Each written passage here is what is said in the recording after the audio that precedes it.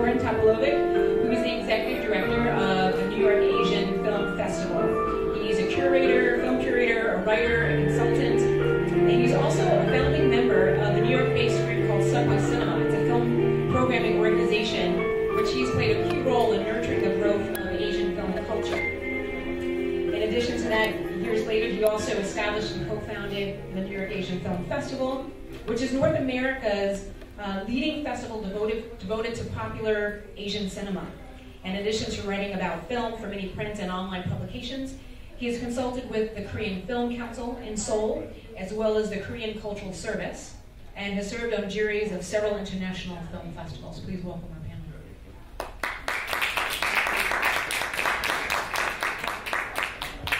Well, it's great to be here. I'd like to start by saying that we had nothing to do with making this film, so we can't take any credit for it. How did you guys like the movie? All right. For many of you, was this the first Korean film that you've seen, or? And what was your expectation, before you came into the theater? Like seeing a Korean film, what kind of impression did that have when you're like, oh, Korean movie, what is that like? What were some of the thoughts that you had before coming in? And then what do you think after seeing the movie? Would someone like to share their thoughts about it? Walking mic? Oh. Yeah. Please refrain from talking or texting during the movie. Yeah, definitely don't talk or text. Yes. Well, I'm not in the shot.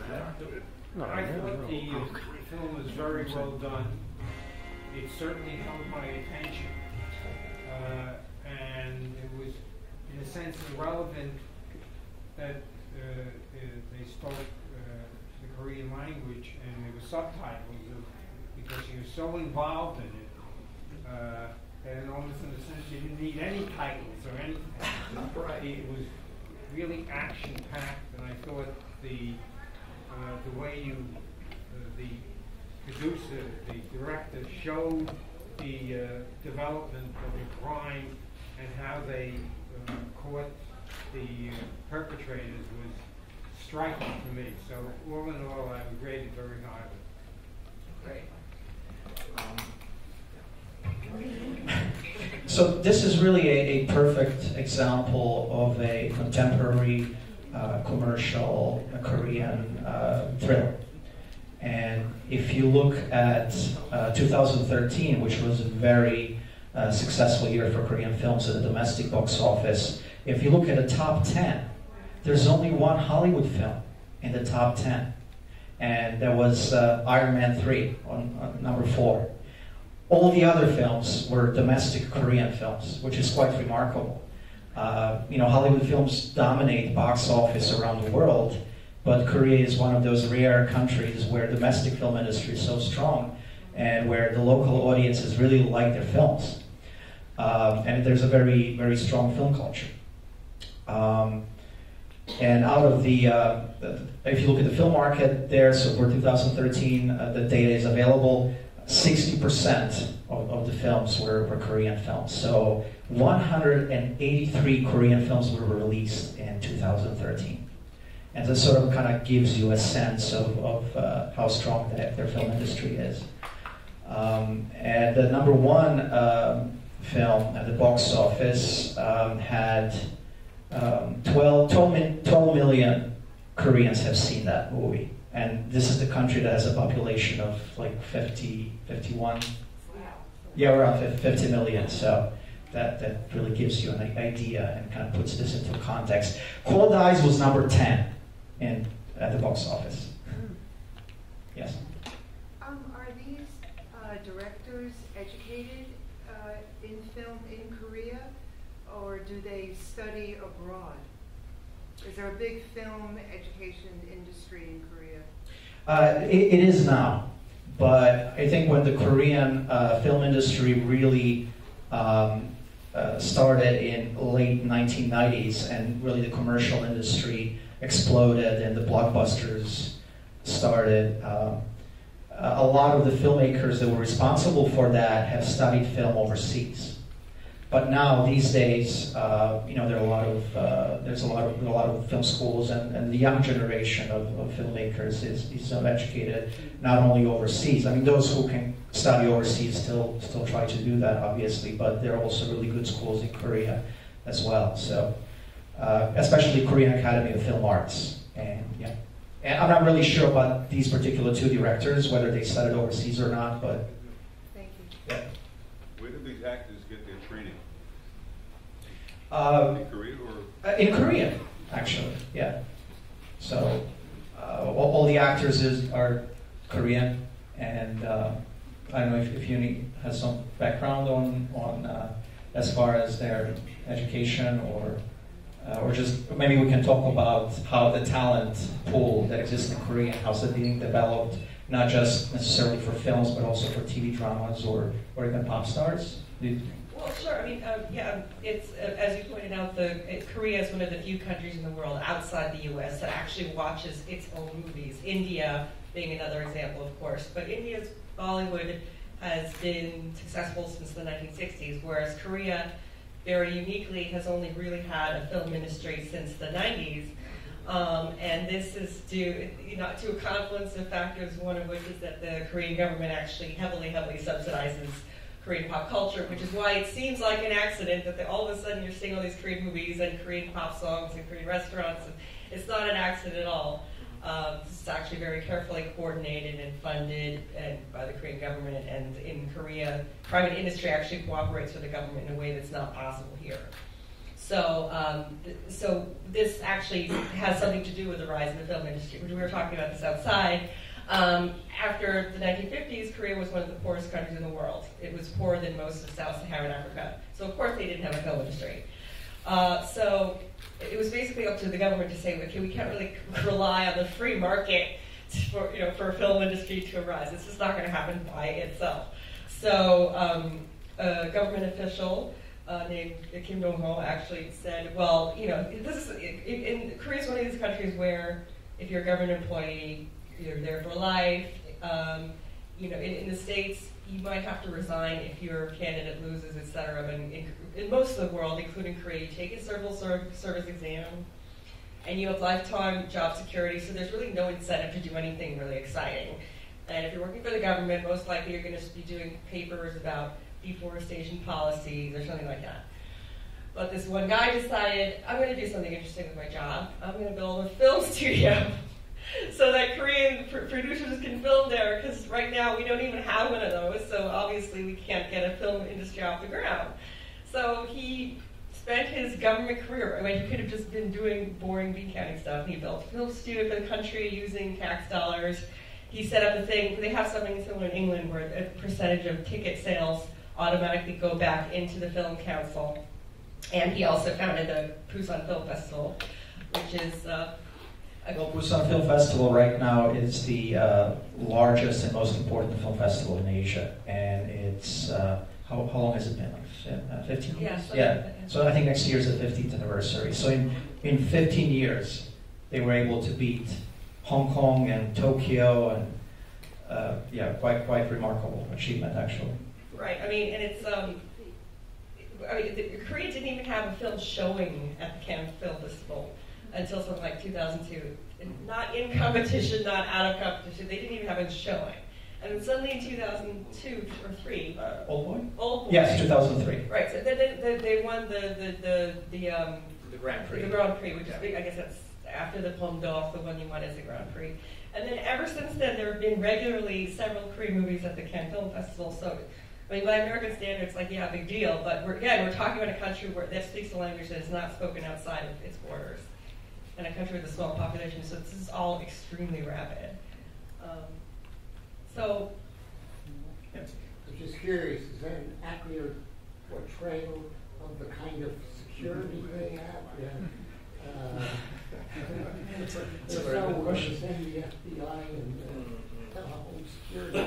I don't know. I kind of feel like as with a lot of these shows, you feel really safe watching them, thinking, wow, these people are super competent.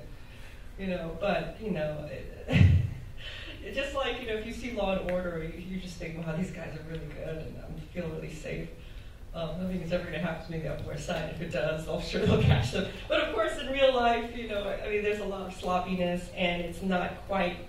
A lot of bureaucracy and a lot of political influence. A lot of politics, corruption.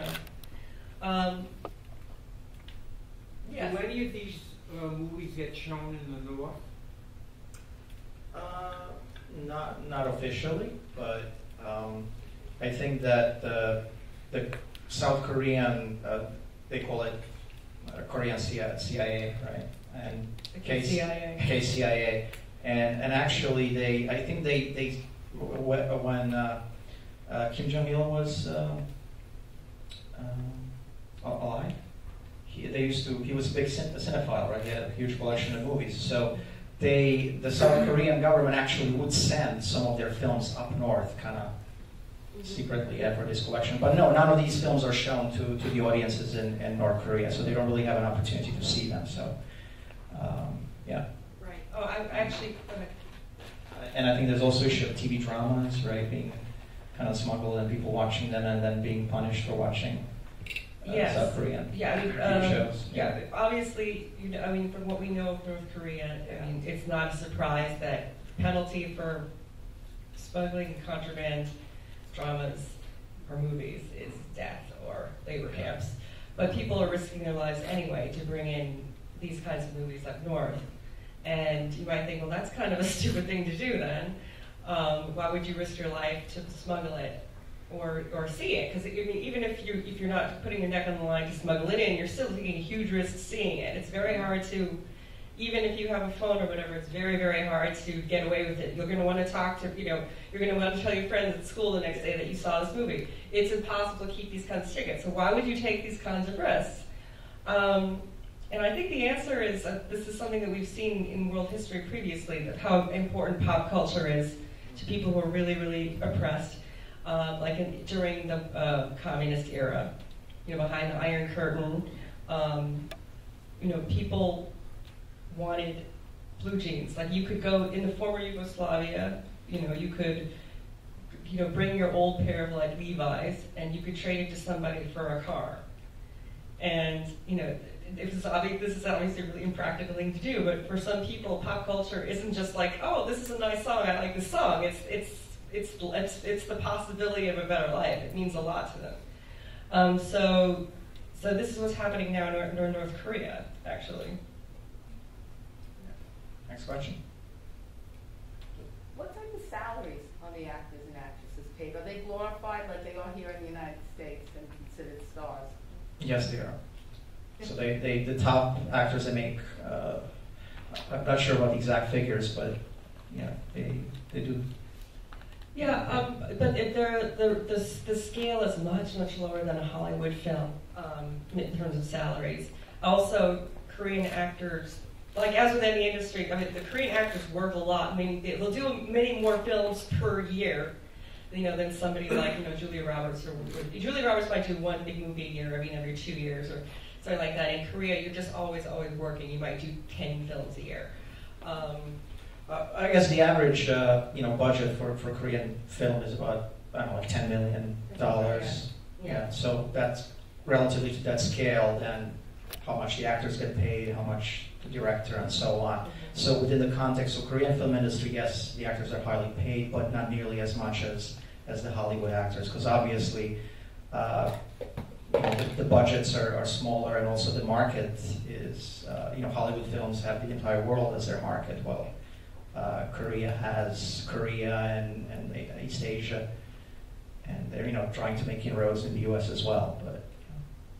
And also, I don't know if you guys have heard about Snowpiercer film that was playing not too long ago. Chris Evans, Tilda Swinton, and Ed Harris. Yeah. So there was kind of sci-fi, kind of post-apocalyptic type of film. And that was actually directed by a Korean director, Bong Joon-ho.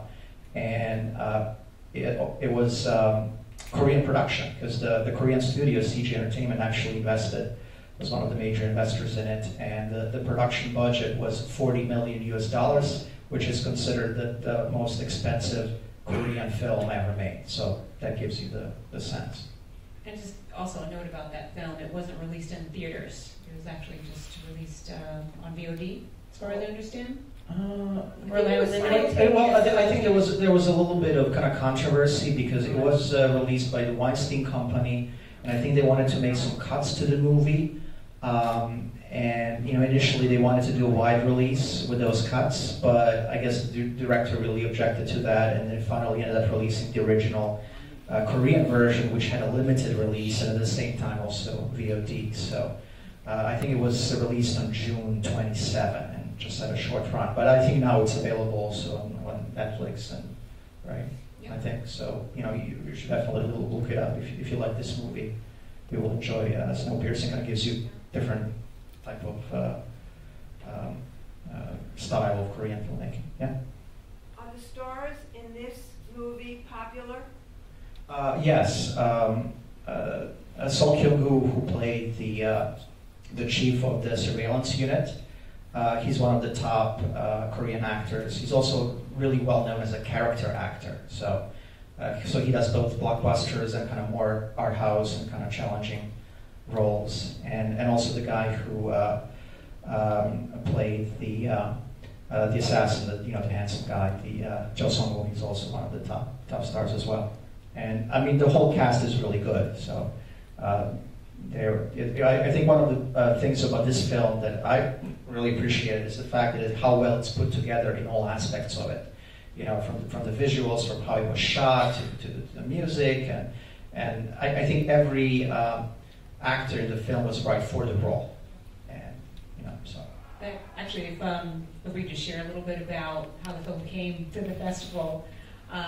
As many of you know, I'm part of the film festival here, and I had this wonderful invitation from the Korean Cultural Service in the city to attend the New York Asian Film Festival, which Goran is the head of at Lincoln Center. And I went there without having any, preconceived notions about Asian cinema. I went there just, like a lot of you here, not knowing really what to expect. I'd never really been exposed to Asian cinema. And that night, after seeing Cold Eyes, I was hooked. I was completely hooked. I appreciated how, with making a film, it's very difficult to make a really good quality film. There's so many factors that have to come together, and there has to be sort of like a lyricism that connects all of them, from the acting, to the directing, to the cinematography, to the writing of the script, to create this wonderful symphony that you see on screen. And with Cold Eyes, I personally felt that here it is in Hollywood, you have all these action thrillers that come out that I'm left quite not impressed by. But when I went to Cold Eyes, I was on the edge of my seat the whole time. I thought it was such wonderful, intelligent, high-quality filmmaking that really folks in Hollywood need to take notes watching this film. And so I thought it would be a great catalyst to introduce this type of film to the festival, because I left thinking, well, in my little world of love for film, how come I don't know about this? And I began to venture into watching different films that were coming out of Korea from a couple of years ago till now, and I was incredibly impressed with the quality. I mean, it's just excellent. So hopefully this actually is the beginning of more to come Korean film. I think Erica mentioned, I lived in France for 6 years, and it was actually in France that I discovered Korean popular culture, because I basically didn't pay any attention to any of that kind of thing. And then in 2005, a Korean movie called The Host by Bong Joon-ho, who's the same director who did Snowpiercer, which is the apocalyptic movie that we're talking about. Everyone left alive on the earth is on a train. And The Host was about basically it's a monster who lives in the sea, but it's also commentary on American imperialism or something. Anyway, so in 2005, at the end of, or actually I should say the following year, 2006, which is when I came out in France, all the top French papers, including Le Monde, Figaro, and like the top French film magazines, said The Host was one of the top movies in the world for 2006. And I thought, well, this is just really strange. This is just a fluke. But then I started talking to people. I knew French people love the movies. So they have a great admiration for cinema, and also, like most of the world, they're used to watching movies with subtitles anyway. So they're not going to be like, oh, this is a strange language, I don't want to see a movie from Korea. So they just approach it the way they would approach any other movie, and it became this, people were addicted to it. They would just say, oh, there's a new Korean movie like coming on, let's go. You know, the way that they might be, say that, oh, there's a new Woody Allen, let's go. And they're treated, here it's an art house movie, and in France they get giant posters. And I think a lot, so I was very skeptical of this whole thing. I started watching Korean films probably way after you discovered them. And I'm actually really impressed. And we were talking about this earlier. Did you guys feel that this was very similar to a Hollywood crime procedural, or different, or different in what way? Similar in what way? That's back to the question I asked before. The technology, I don't think you see too many American pictures that go into that much detail. So you mean the surveillance technology and the, yeah, that was, well, you did ask about whether Korea has such a competent surveillance squad. And actually, to be perfectly honest, well, I lived there when I was from age 12 to 18. It was definitely a police state at the time. So, although I'm sure it wasn't nearly that organized, they did seem to have things like that really carefully figured out. There is CCTV cameras everywhere. It's definitely the case that every square inch is mapped out on a grid. So that part is not made up.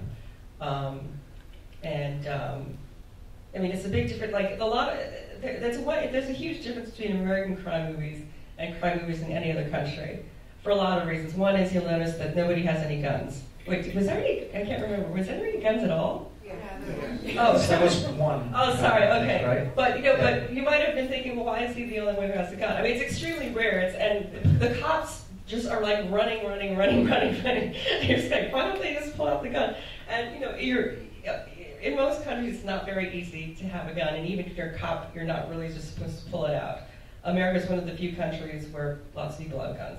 So one big difference between crime movies and American and everywhere else is everywhere else has pretty much, except for Hong Kong movies, which Hong Kong has a lot of guns. But most movies do not have like that many guns. And another thing is, a lot of countries now have CCTV. So like even if you see, there's a Law and Order UK version, and the reason there has to be a UK version is that the way that a crime is solved is completely different. And the first thing that you do is that the police say, let's look at the closed circuit video for that area. And so it definitely changes the structure of the crime and the way that it's solved. So, but it's also kind of interesting. There was one Korean film in early 2000s which also focused on surveillance, and but it flopped at the box office, and and just the director, I don't think he ever recovered from that. It was called Int'l. It was also a murder mystery, and but so they were precursors to this film in a way. And even this particular film is a remake of a Hong Kong movie called Eye in the Sky. And it's a really same concept. It really follows the surveillance theme in Hong Kong. And so, similarities, right? You have big cities, you have surveillance. So this kind of concept can really be placed in any other big city. We can have something like this in New York. I think this would be perfect to remake in New York. Or in London, right? It's more believable in London. In New York, yeah, there's London, too many right. They don't have cameras. Yeah, but of course, you're still going to make some changes, right? But I think it's really the thrill of the chase, and yeah. We have a question. Yes. Well, it was really more of a comment, which was there was something so Eastern about it. It wasn't as if the soundtrack had to enhance what was going on. It was almost for me a quiet action film, as opposed to so over the top. Just the volume, the level in American big film. And because I don't really watch them because of that, and this had me so engrossed without manipulating me. And it also, as I said, it was quiet visually too, the way the camera moved. It didn't feel as if it was forced to, quote, entertain. It was intelligent and intelligently done. And it was just really exciting for someone who never watches a movie like this. That's all. Yeah, that's a really great comment, and I didn't even look at it that way. Maybe because I've been watching too many of these types of films, so it's really good to hear your viewpoints and your reactions. And yeah, now that I think about it, if you really compare it to a lot of the Hollywood action films, also the way, not only the way it's shot and the way the camera moves is different, but also the editing is different as well. So, yeah. Yeah, I definitely felt the same way that you did when I watched it, that comparing it to Hollywood films, it's so much is forced on you to try to make you, jolt you out of your seat, where I felt like this was like an intelligent wooing of you into the action and enjoying, the plot points and how they change and the interaction with the characters. I definitely agree with you. That's one of the things that really drew me to the film. Yeah, I mean, character engagement, I think, is a very strong suit of Korean movies in general. And in this film, for example, when I was watching it, I noticed that I would sort of see myself from the point of view of Squirrel or whatever, going, "Oh my God, he's out of my sight. He's out of my line of vision. He turned the corner. Oh no!" And you just sort of place yourself in the character in a way that you don't really identify with people in an action movie, right?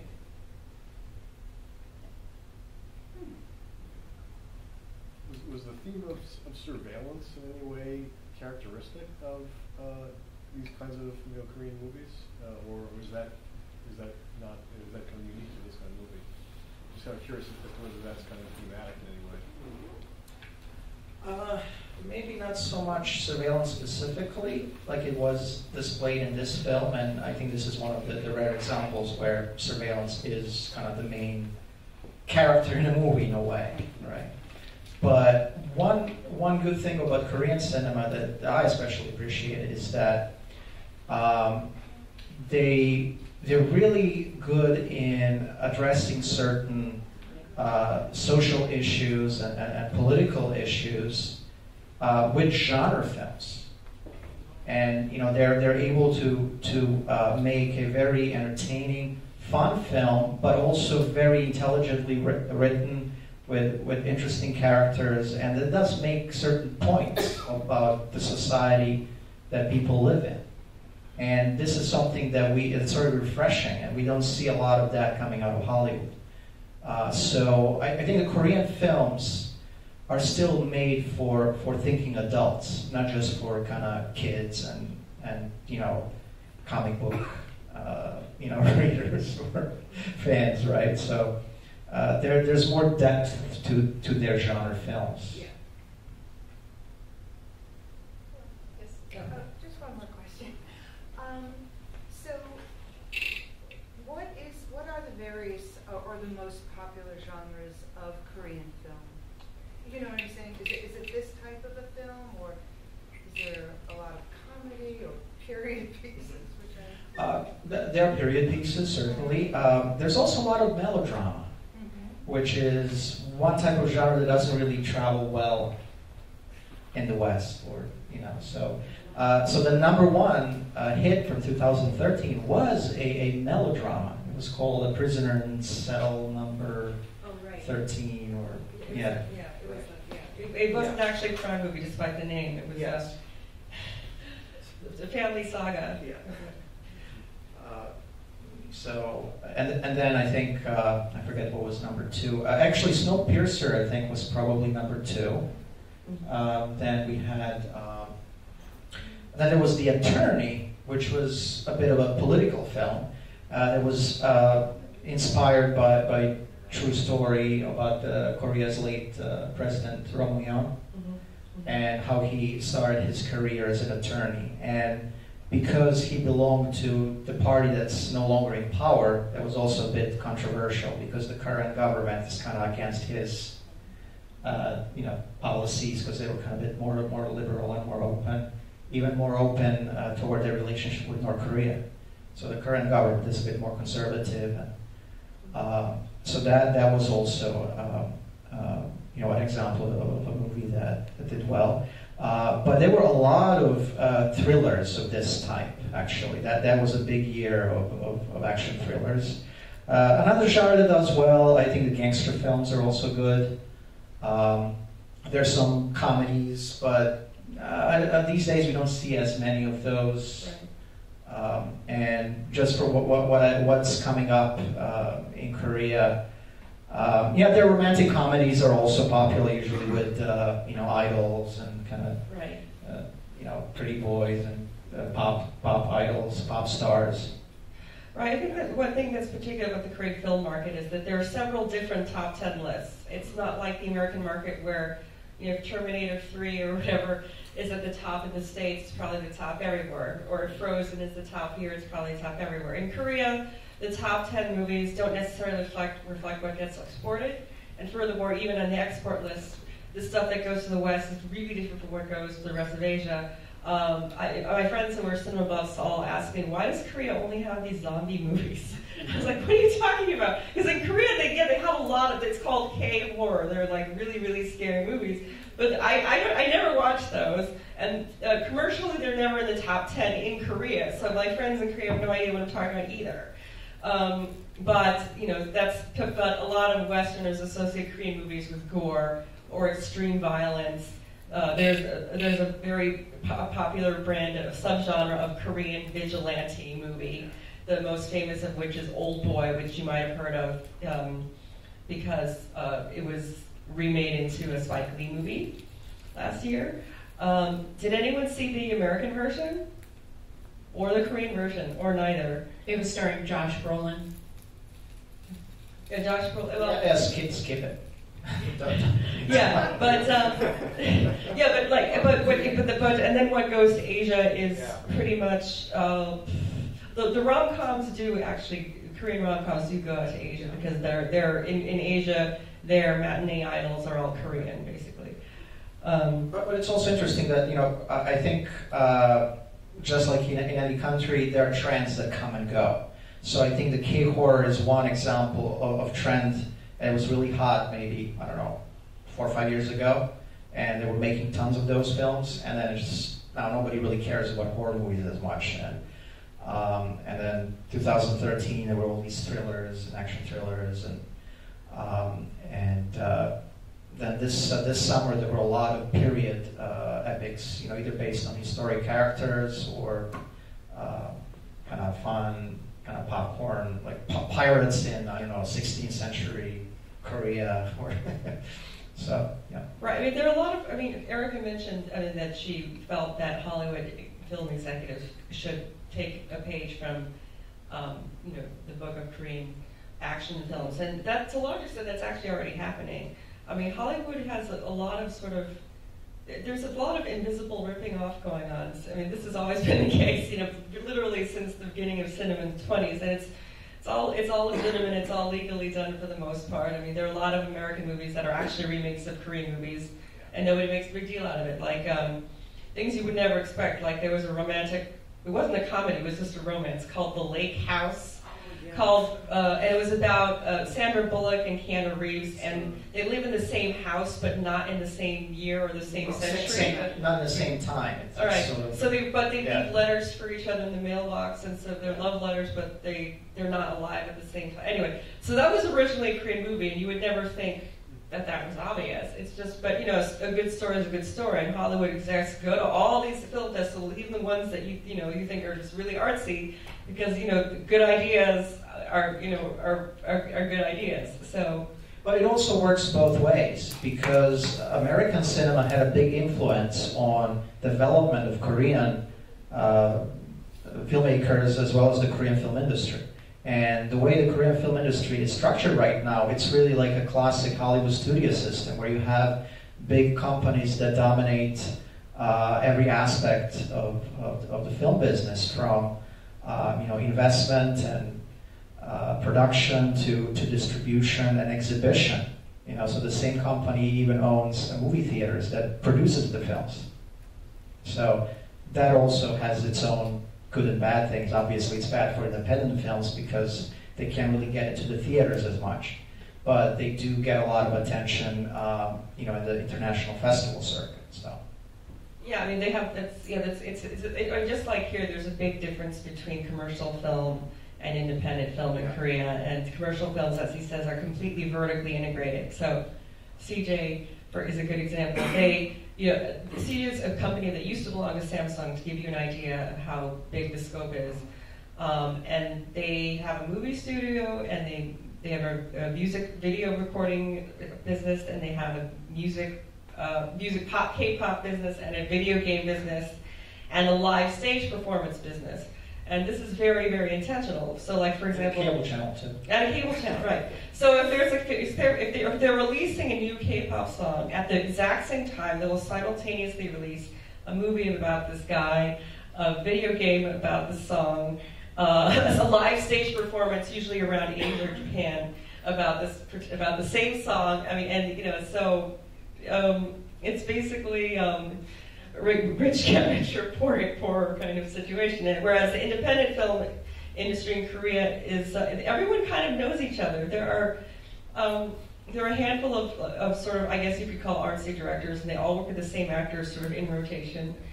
It's still a very, very small industry. So everyone has pretty much worked with everyone at some point.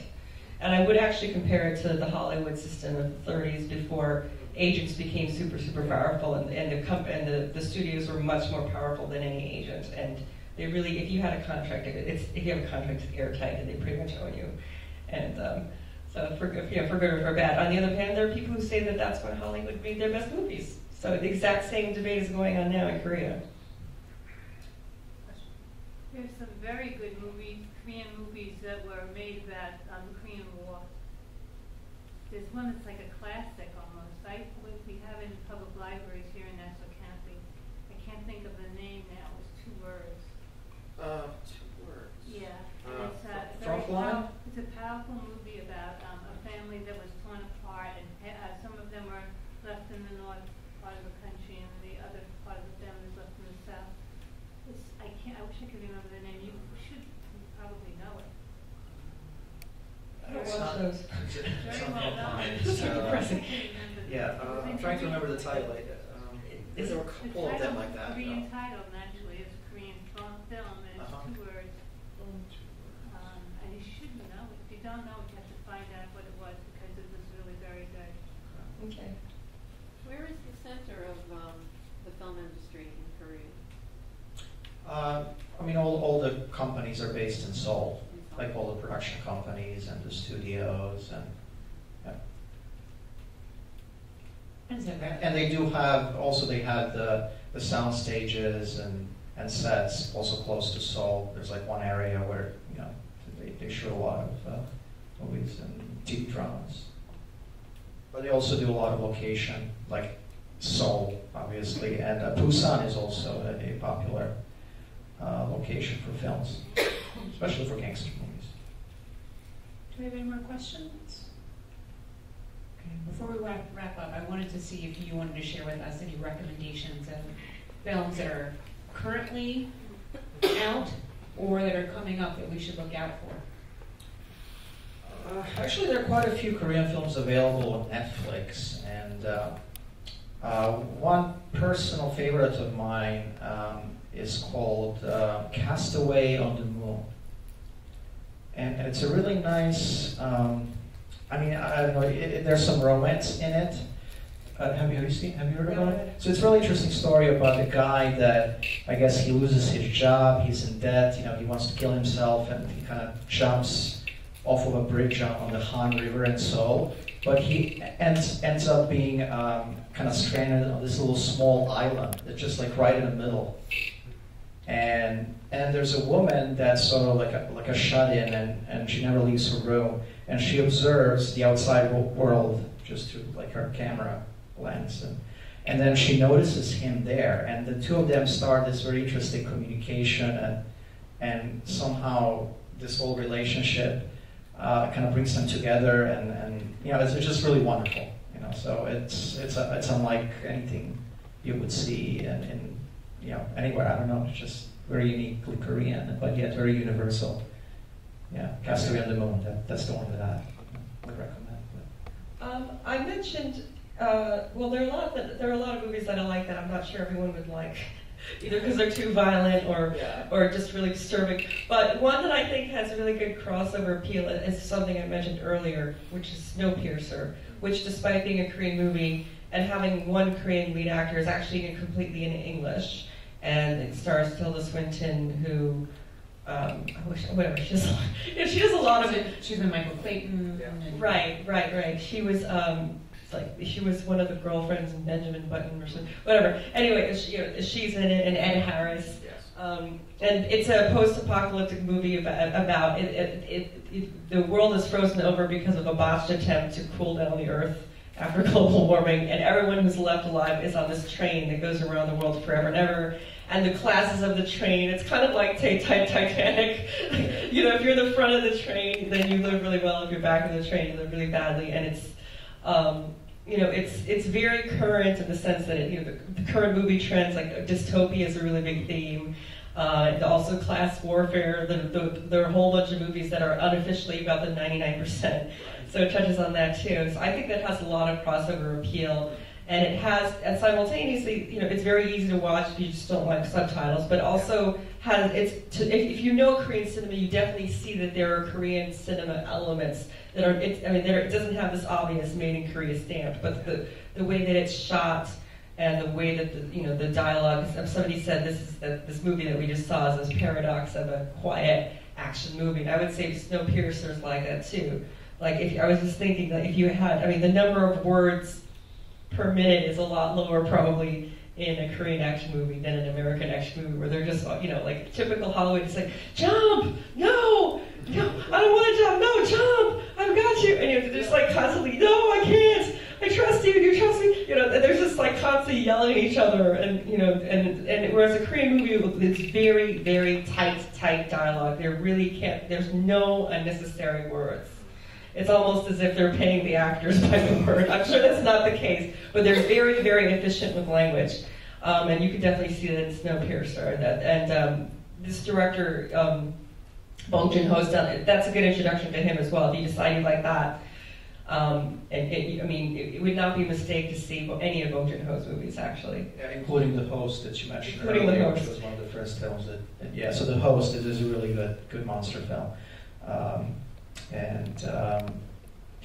I think Memories of Murder is also available. Yeah, that's also a another Bong Joon-ho film. film that's considered like a contemporary classic of Korean cinema, and it's based on a true story. There was this serial murder case, right, in a kind of rural area, and about two detectives that are investigating the case and what happens. So it was also a lot of kind of commentary on the political climate and the issues of the time. So. That's great. Well, I'd like to join the audience in thanking you for coming and sharing with us. It's Thank been you. wonderful. It was great to be here. It's great audience and really good comments and questions. So thank you guys. Also, there's someone here who will be the lucky recipient of Euny's book.